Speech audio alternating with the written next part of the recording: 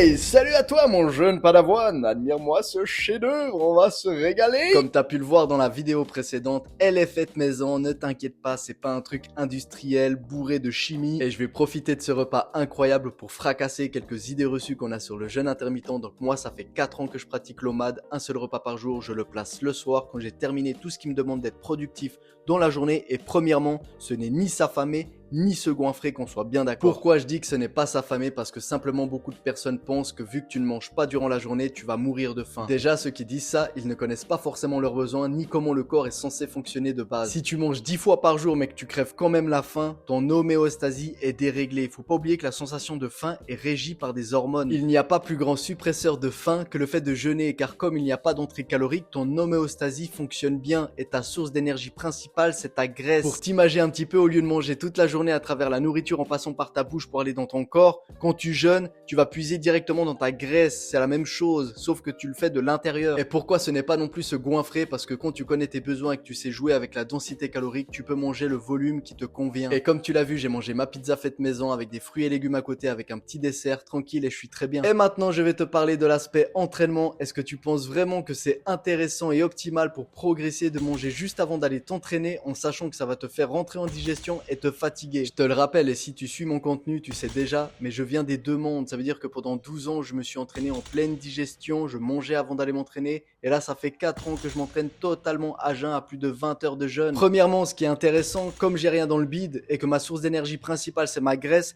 je peux gainer sur ces mouvements de base. Et je le dois, c'est une obligation pour être fort et en sécurité. Et comme ça, j'évite tous les risques d'avoir des remontées durant l'exécution et de tout revomir, ou bien l'inverse, si tu vois ce que je veux dire. Voilà tout mon jeune padawan de la musculation, et si tu as besoin d'un suivi H24/7 en termes de nutrition ou d'entraînement, n'hésite pas à me contacter. Sur ces belles paroles, à la prochaine.